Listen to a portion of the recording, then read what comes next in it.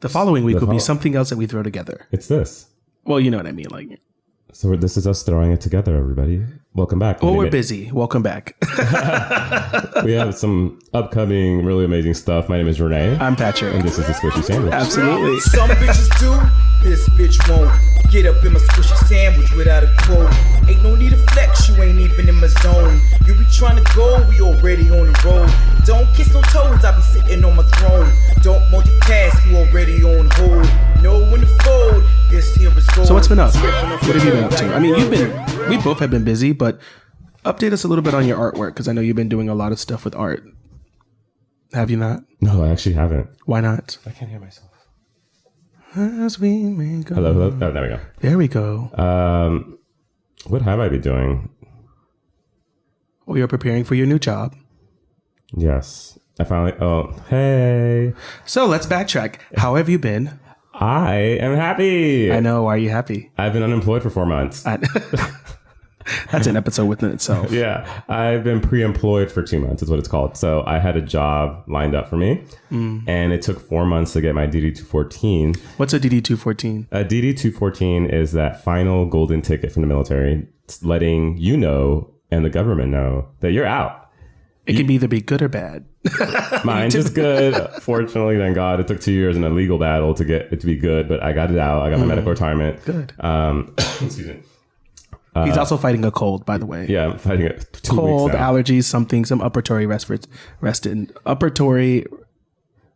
respiratory infection. I wanted to say upper respiratory. Upper rectal something. That's what upper respiratory infection you've been fighting. Yeah, that's a story in itself. I'll talk about that in a minute. Yeah. So I've been pre-employed. And so because it took so long, I've been living off my savings. And girl, I'm borrowing money right now just to get by this month and hopefully next month, because I don't start my new job until the end of this month on the 28th. That's hard. Oh, God, it has been so hard. And me and my mom could actually relate to this because she recently had to provide for her dying brother in El Salvador. And she was borrowing money from me because she was almost bankrupt. And I was like, Mom, you have to realize at some point that we can't do anymore. Like, we really can't. But fortunately, he left peacefully. And so I'm at the grocery store and I'm like, damn, this is before I borrowed money from some of my friends. And I'm like, damn, I guess I got to go down the canned food aisle to get some food because I can't buy all Miss Goop over here trying to buy everything organic. You know, okay, because that's how he is. I am fan. Everything fresh, all organic. It better expire in like 5 days, or it's not good to him. Yeah, like fancy yogurt, everything. Like I like my body, so I was like, even with the canned food, I'm like, I don't care if I have to eat less. I will eat organic, whatever. But my thing was, I had this thought, and if you have been here, please comment in our Instagram. Like, I was like, I don't want to get too many cans because people are going to think I'm poor. Really? That was my thought. So I only got two. Oh my God. So I got 2 cans. And why the fuck does it matter? I've never been in this position. Oh, well, yeah. Ever in my life. I've been in the military for 10 years. I've always had a job since, even when I was in high school, I was providing for myself. So I've never been unemployed. But I mean, when it comes to being unemployed, it's different from having to go. I mean, it'd be different if you were like going to like the food assistance centers and stuff, and you were going to like basically go there and you're like, what, do I want to get too much stuff because they're going to see that I'm in like too much of a struggle, or should I get like maybe like a couple things? Like, I feel like if you go down the canned food out, that's your business. Anybody look. And then you go, and then which, if you're really that concerned about it, what you can do is just go to the self-checkout and check out while you're, go late at night. Well, I was surprised when I walked into Safeway today because I swear to God, the Safeway in my neighborhood, 4 a.m., 6 p.m., 3 p.m. It's always packed. Midnight, always packed. How many registers are open? Like one or two. And so finally, today, as I'm standing in the one line, I look over and I'm like, oh my God, there's a self-checkout. All this time. And no, they just put it in within the last 2 weeks. And so I walked my little happy ass over there. And the lady who was standing in line, because the old lady in front of her had like a whole grocery cart, I think she realized it too. She looked over and she's like, and she hopped on the one next to me. And so it just so happened, like I walked by this maybe like 3 weeks ago and I was like, that area right there, it's useless. It was all this pre-made soup and whatever. And I was like, they should put a self-checkout right there. They heard you. And it happened. Look at that. The energy just happened. Safeway, You're Thank welcome. You're welcome. But I think getting back to it, I don't think you having to buy cans. It may have been like a moment of self actualization for you, but I don't think that you should have felt any kind of way. I mean, I guess if it's, I mean, I get it. Like if you finally are in a place where you're like, shit, like I can't eat what I usually eat. I have to kind of like downgrade. It's like if you give your dog like, I don't know, like Royal Canine and all of a sudden you have to buy them like kibbles and bits. I would be making her food before I make my own. Let me put some things in perspective. Both my credit cards are maxed out. I had $200 in my thing. I had my mortgage to pay. I had my car payment to pay because I do 2 car payments a month. I recently lost a roommate, so that I'd lost that income. Actually, that person didn't pay me the income she owed me for this month. So that hurt even more. Yeah. So I had to, I'm not going to say I had an issue with asking for money. I knew this moment would come in this process. I'm just very fortunate that I have friends that are like stepped up and just said, we got you. Yeah. But it was that compounding financial stress with everything else going on that I was like, oh my God, like I'm poor. But, you know, I think that like you're experiencing this, and I think a lot of Americans in our country and around the world are experiencing this every day. I think it's unfortunate, but I mean, even I had moments where I'm living paycheck to paycheck. You know, I'm like going 5 or 6 days after rent, like, you know, after the first of the month, trying to push it to the max to see if I can make a little bit of money on the side as an Uber driver outside of a state job that I was working, but I wasn't getting paid enough. I mean, it was just. And I finally had a friend that moved in with me, and this was in DC, right. And he actually had food stamps. Oh. And I mean, I ate like it was nobody's business. I actually think I gained weight doing it because all I could afford is like canned foods, dollar pizzas from Walmart. I think maybe some cheap. All I ate was like salads, no tomatoes, just like the greens. Yeah. I had like, I think olive oil or something as a dressing with like salt and pepper. And I would do like the $1 frozen pizzas, the $1 burritos. I think I would also... Oh my God, we should have a food stamp weight loss challenge. Girl, I mean, but the thing is like when he came in, we were eating good. Like we had like milk and eggs and bacon and fruit, like fresh fruit, not from the can. It was actually nice because the thing is like for me, like I can't do a lot of fresh foods because even now I travel, I'm always on the go. So if I don't buy it and eat it and consume it rather quickly, it'll just sit. Yeah. So it'll basically over time just spoil. So, I mean, I think all of us at some point in our times have to hit rock bottom to go back up to the top. And that's just like a vicious cycle that we experience, especially as minorities, especially being middle class. I think that's why a lot of people press so much on like investment properties and investing and, yes. and like building portfolios and having multiple places of where your income come in. And I mean, yeah, I mean, I think that's a reality. I think right. It's scary. And so if you're out there and you're wondering, oh, well, why didn't he save up? Well, bitches, I did actually save up. You went through 4 months of saving. I mean, like I saved up enough for actually 2 months worth of stuff, 2 months worth of payments, and I thought that's all it was going to take. But I have adult bills, and I burned through that very quickly. And so for any veteran getting ready to get out, look at what you think you're going to need to save up for, and multiply that times 2. Because be conservative about it. You can't even count on the military to give you your DD-214, because the issue right now with the Navy is they've consolidated their PSD, which is their, it's a section of the Navy that takes care of all administrative stuff. And what they did in this area is they closed down all these offices, regional offices or local offices, like up in DC, and they moved it all to Norfolk. So now you got all these people on the East Coast trying to get out, and it has to go through one main central office in Norfolk. And so that's why it took 4 months for me to get my DD-214. So basically, there's a backlog now because rather than just going in or contacting your local regional branch office, you have to go to like essentially like the hub of all that information to pull it.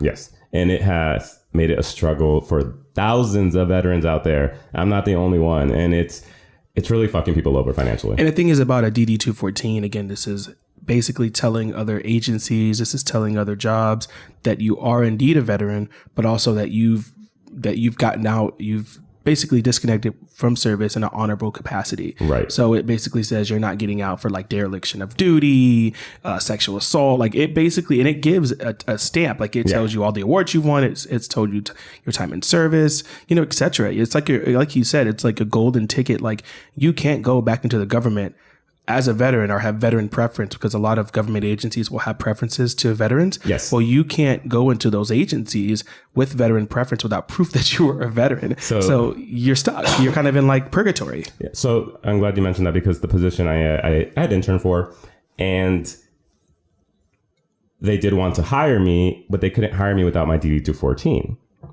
And it wasn't until like the third or fourth month that they figured out that, hey, we can actually use a statement of service. And a statement of service is just a document from your command stating, hey, this person was on active duty this date. He's officially got out on this date. They're waiting on a DD-214, whatever. What did PSD do? What did they do? They gave me something that said absolutely nothing that had to do with my exit out of the Navy. And that took 2 weeks to get that paper. And it just, at the end of the 2 weeks, I got my DD-214. And so after all that, you could have just did the right thing and you could have been processed into your new job much faster than like sitting for like, again, 2 months. Exactly. And meanwhile, the agency's like emailing me, where are you at? We really want you. So I got a position as a public affairs specialist for a government agency. And so I'll be doing a lot of graphic design stuff, but the position was created so that I can grow as a designer and do a lot of like public writing and advertising and all that stuff. That's awesome. Yeah, I'm super excited about it. How about you can like use your skills and your strengths? I mean, and potentially if you choose not to stay with that agency, you can go on and like do your own thing, like do your own consulting firm or whatever. Well, the director is just super amazing, and he just wrote out the position so that I had like a 5-year career, and it would put me at a level where I could move on and become a creative director. That's nice.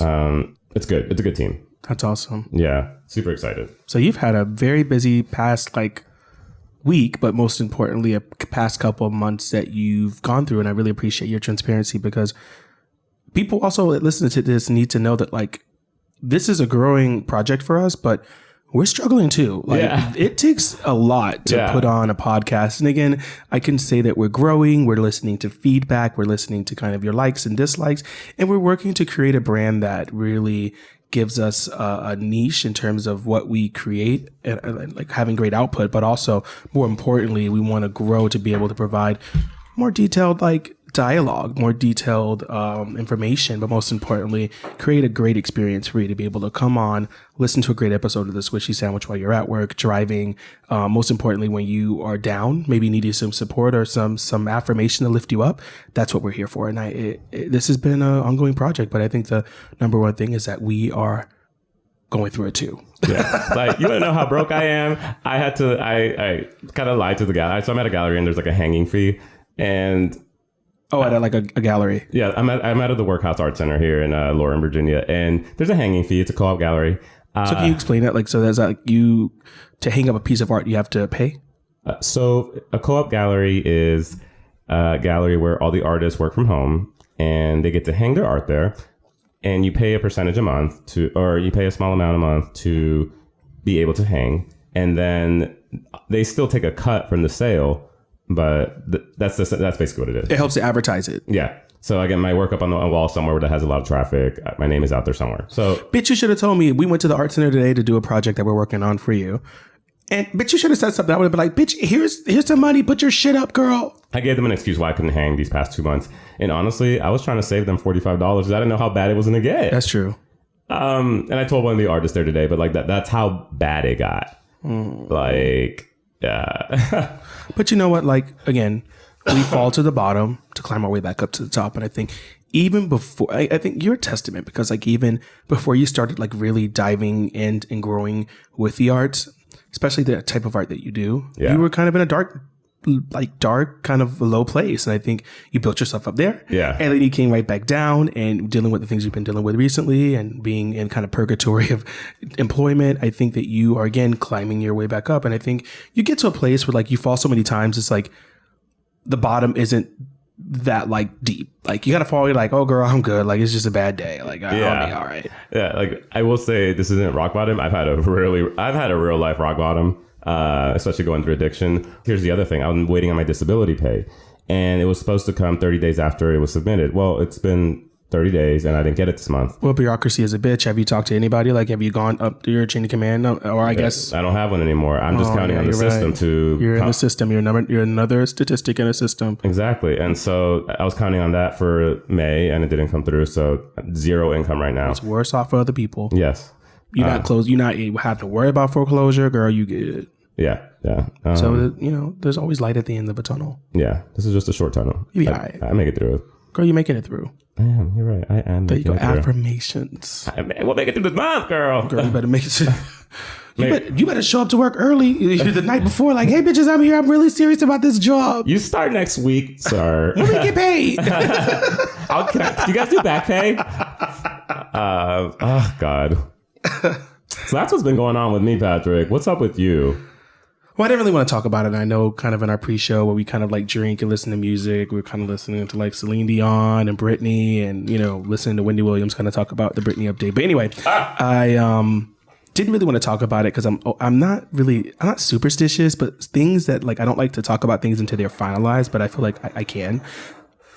So basically, for the past few weeks, I have been up and down from New York to DC, on top of working my butt off because we came down, I think, last week? Was it last week? Last week. Yeah, it was last week. So last week, okay, so my husband and I currently live in New York, and since you threw out some figures, I'll throw out some numbers. So right now in New York, we live in a 1-bedroom apartment right under the train, which you'll hear. Like if you listen to previous episodes, you'll hear the train go by. MTA, your finest. Well, it's not. We're not sponsored by MTA tonight, so that's great. Sponsored by Gin. Okay, Gin and Tonic and Angry Orchard. So the thing is, like, I live under a train. I'm on a busy street. We're paying $1,700 a month. Now, granted, utilities are included, but $1,700 a month.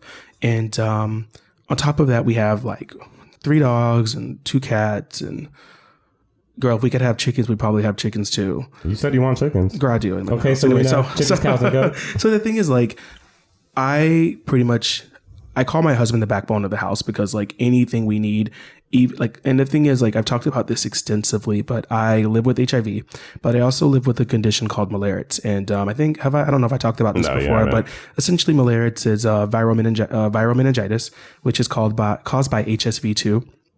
And it flares up all the time. And and also I have carpal tunnel. But with the Malaria situation, you're just old now. Girl, I'm breaking down. But there's a lot of days where like I wake up and automatically I have really bad photophobia. Ever since I was diagnosed with meningitis, maybe like about 2.5 years ago, ever since then I've had really bad photophobia.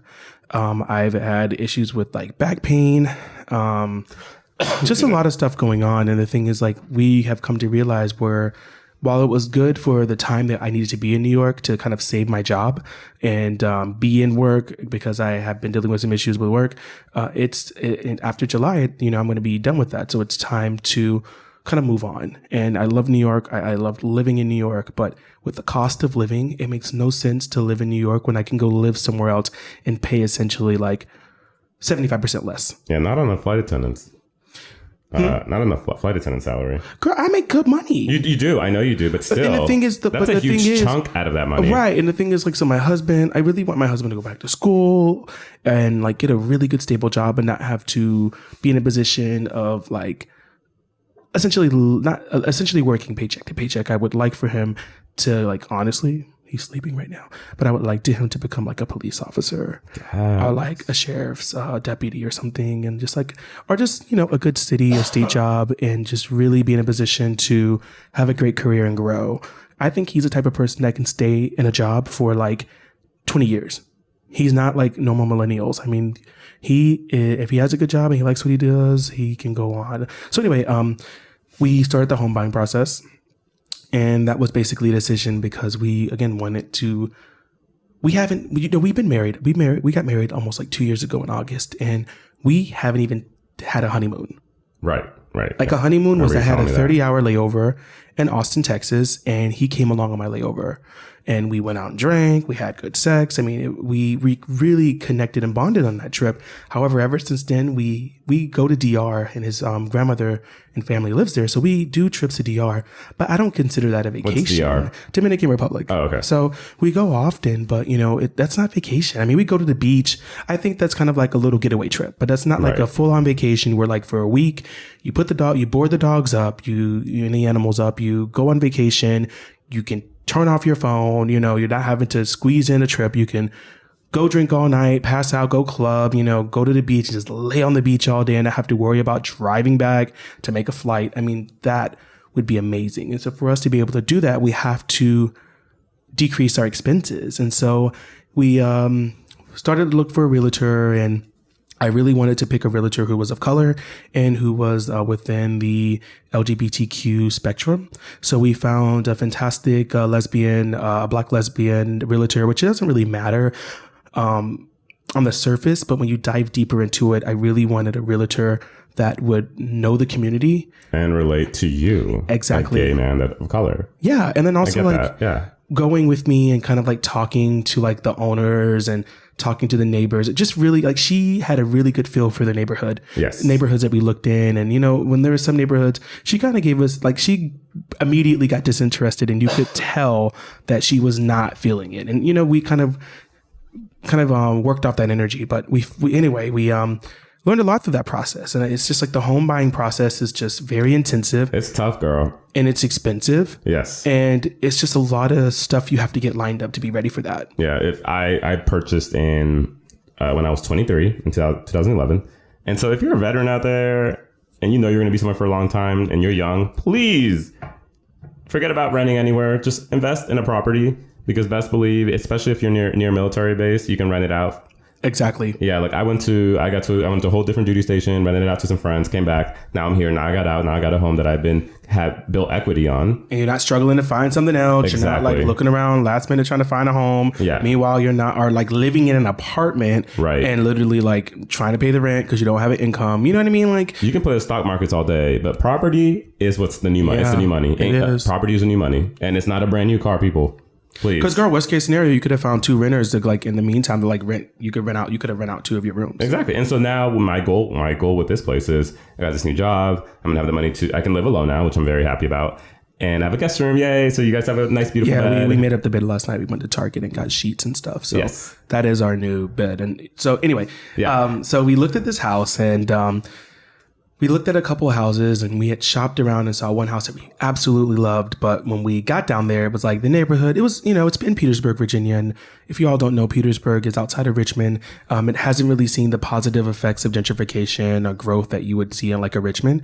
However, it's trying. And so we got to the neighborhood and my husband. Well, actually, I looked at it. It didn't look like it was trying. Girl, she's not. But I mean, there were little things you saw that you liked. I did. I formed my opinions.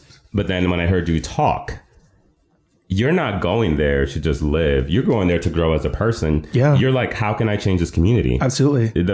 You walked in there and it wasn't a purchase of your home for you to live comfortable. You want to bring everybody up. Yeah. And your first thoughts were, okay, what can we do to make this community better? Yeah, absolutely. And I saw from a whole different perspective. I was like, oh my God. Like, because he'd been asking like, why do you want to move to Petersburg? Why? Yeah. Why? It's crazy. Like, I don't get it. Like, why? Like, but you have to like it. And the thing was like, we had looked at a house in Hopewell, Virginia, which is adjacent to Petersburg, and we put in for a bid for the house, and right. We got lucky because we were going to put down $95,900, but with the tax assessment and like basically where the house was valued at, it was like maybe $60,000, $65,000. So like we got lucky. And the thing is, I've learned very quickly in the home buying process is that you cannot be greedy.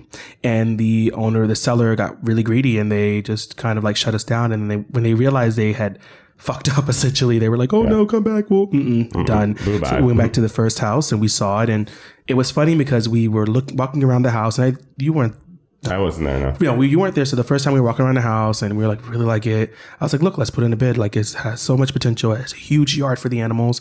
And so we put in a bid. Yeah. And then we went and looked at the house the first time. And I think the second time you came and that's when we put in the bid, right? Nope. So yeah. So the second time, so the first time we went there, we told her the night before we were going to put in a bid. We told her kind of how we were going to work it out. So we got there the second time with Rene. He came with Omar and me. If you follow us on Instagram, I think I posted some videos of the whole road trip. Yeah. And actually one of our Instagram posts has that. Yeah.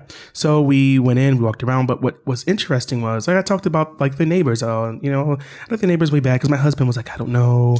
I'm going to be by myself a lot because you're going to be flying. We saw the neighbors out there. I was like, let's go talk to them. Yeah. So like we got ready to walk out the house and I kind of, it's a black folk thing like in the country. like you kind of throw your hand up and you wave, hey, how's it going? And you speak. Yes. And the neighbor was like yelled at me. She was like, you came here twice. You know you want this house. You might as well just go ahead and buy it. Yeah. Stop playing. I said, Omar, stop the car. Let's go talk to her. And talk to them. Yeah. So we walked over and we all introduced each other. And it was what really got me to know that it was a great neighborhood. Yes. Because it kind of sits in kind of like a weird cul-de-sac. Yes. But one of the kids came out the house and she was like, are you going to speak? Are you going to say hello? Oh, he was so Are you going to cute. introduce yourself to these gentlemen? So we introduced ourselves and we talked and they told us how the neighborhood was and said, every neighborhood has this drama like this one. But typically we're all older. Our kids are gone. We watch grandbabies during the day. And there was an ugly house behind my house that hopefully will go through and we can sign on and close on. And we asked about that, and she was like, "Oh, she don't care about her house no more. Like she just gave up." So she had the tea on everybody's situation. Yes. It was just like she had Grandma had the tea. She had the chisme, so which is like gossip or tea. So Chisme, yeah. So anyway, at that moment, I knew that like we had good neighbors. Yes. We had really good neighbors. So What you knew was you had security. That too. Because you go sit on the porch and watch your house. Yeah, because a lot of them just sit on the porch. So like again, and like I told her at the end, I said, I was raised in a black neighborhood, like in and out of Asia, because my grandparents lived in North Carolina, in the South, on the black side of town. Yeah. And you learn to speak. Yes. And you say hello, you say the greeting of the day, you throw your hand up, you wave. If you're a kid like I was, you're respectful to your elders. Even now, at the age of 30, I will still be respectful, but you still speak. Even if you don't like each other, you still speak. And if you click, you click. And that's just I'm actually really bad at that. Like my neighbors don't know it, but I have gone through so much shit these past few years. And I've had my neighbors that just sit out there and just wave at me. And it's like, oh, come here. I'm like, I'm all right. Just keep walking. Because I've been in just like the worst headspace these past years. It's been a struggle for me. But that's maybe something you should work on because, if you build a great community, I guarantee you, if some shit pops off, I'm kind of afraid of that. Like, why? They won't be in your business. Just say, just talk to them. Just get to know them. You can tell a little bit about your business. But then the thing is, like, for instance, like when you leave, let's say you and Bree are going to go out to the mountains. Yeah. You can be like, yo, I'm leaving. Can you mind just like holding my mail? Or do you mind just keeping it out of the house? And if they see shit, they'll tell you. This is going to sound weird. I think it has to do a lot with my intimacy issues and like my boundaries of people. And you already live next to me. Like, you live in like a townhouse. So I'm in a townhouse. You living up on the people. Yeah. I just don't need you up on here all the time. Like, I have a very large personal bubble. Well, girl, then you need to go talk to the cute guy across the block. I tried. I honked a few times. Wow. That's a little Let me tell you bold. about one of these neighbors, though. The other day, I was walking Bree, and I can count on my hands the number of times I have not picked up her shit. A few times it was because it was so rainy that it washed away, and a couple times because it was snow. It just literally melted so deep. I was like, bitch, I'm not touching that.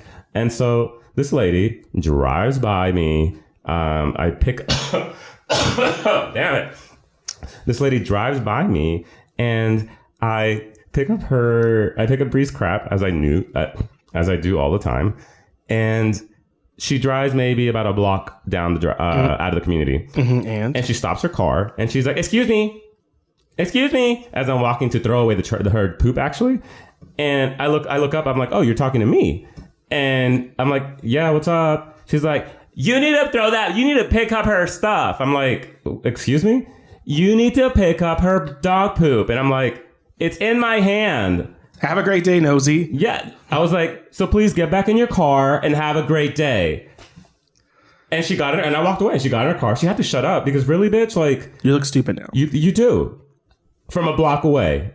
So I was outside. So we usually walk our dogs around like 11, 12 o'clock before we go to bed. So that way we can like kind of sleep in. Right. So we went outside and our neighbor has dogs. Well, I don't like this neighbor because she like her husband works for like ASPCA and like she always knows how to train dogs. And again, meanwhile, she doesn't even know my history with animals and dogs.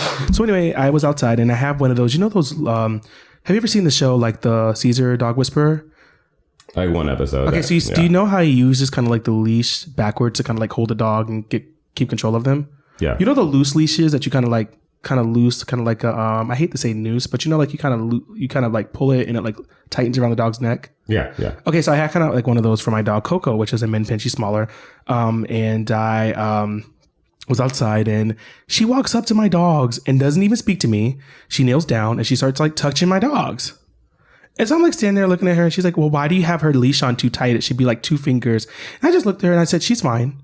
And then she was like, I said, my dogs are okay. I was like, we take great care of our dogs. We take them to the vet all the time. You know, we make sure they're up to date on everything. And my dogs are trained. I've had these dogs for a very long time. They are good to go.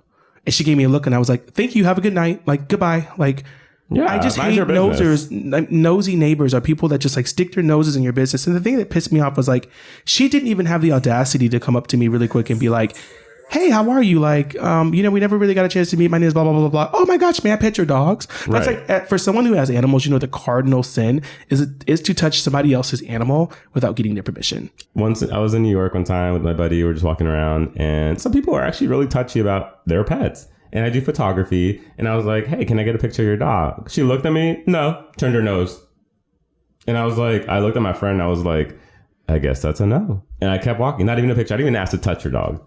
Well, that's your answer. I know. I was just kind of shocked because no one says no about touching your pet. I do. I do. Really? Yeah. Okay. Like for instance, like with like Charlie, we have a black lab who gets really overly excited to the point where he pees. Okay. I don't let people kind of roll up on him because he will pee. Yeah.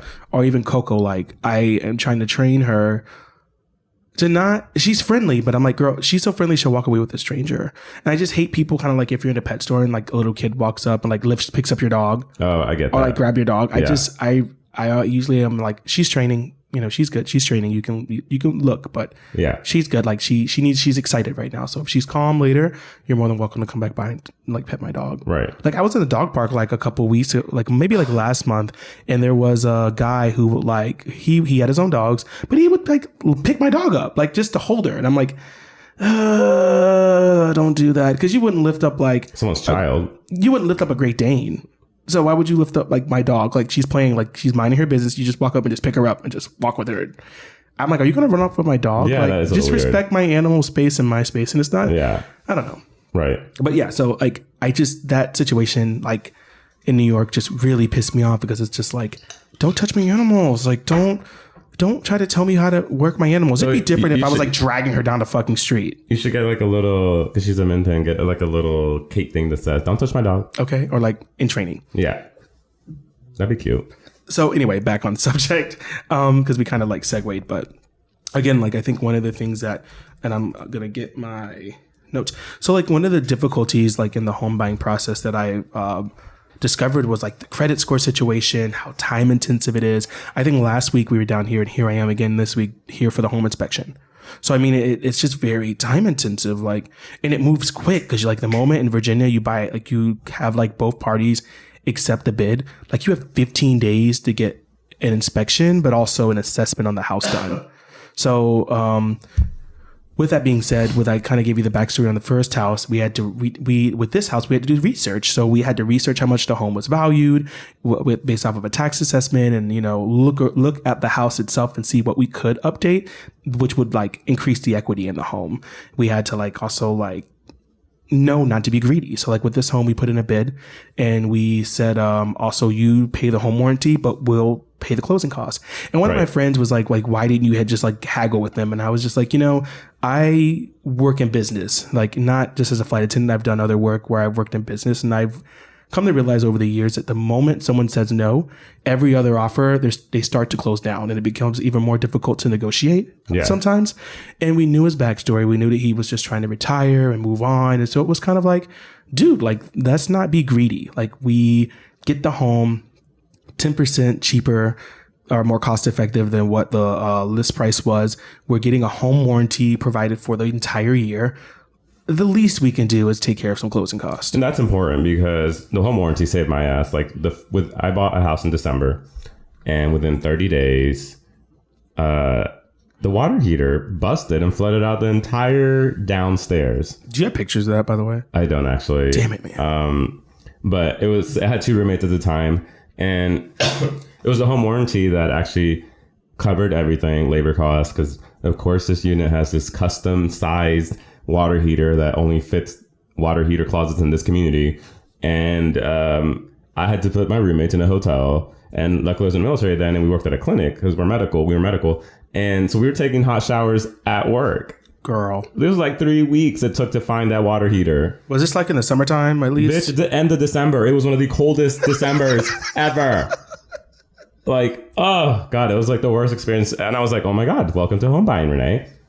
Yeah, good morning. Save your money, you know. Always have a nest egg for something to possibly go wrong in your house. And that's the thing, too, because it's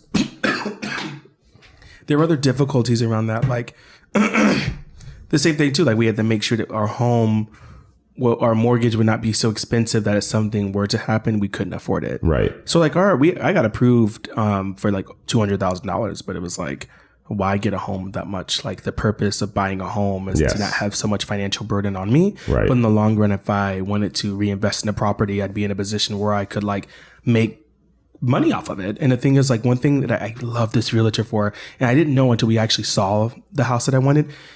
She was like, you know, I want my clients to understand that we as people of color need to do something that everybody else is doing to build wealth, which is investing in property. Like, we don't do that. And that's what this is the opportunity I want you to understand. This is the opportunity that is now given to you as a person of color, as opposed to back in the 50s, 40s, 60s.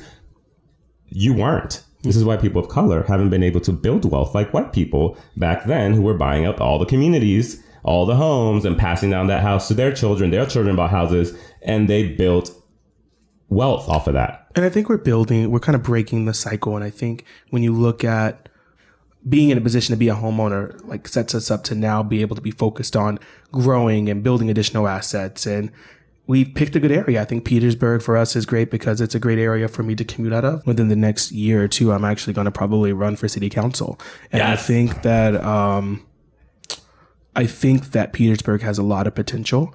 I think that it's all about the management, the collaboration, and the cooperation among private industry, community, and like government leadership. I think that all has to kind of intersect in the right space and kind of mesh well, and that would be the necessary catalyst for a change. I mean, that abandoned building is just sitting out there, and it can be, like you said, used for such good to give back to the community, to be able to grow the community. That way, the community doesn't necessarily have to gentrify. Yes. It can just grow within itself and become richer. All right, everybody. My name is Rene. And I'm future Mayor Patrick. Yes. Patrick Ingram for Mayor of Petersburg, everybody. So that being said, it's been a pleasure having you listen to us, and we look forward to another episode of The Squishee Sandwich. Follow us on Instagram. Absolutely. Bye. Take care. Bye.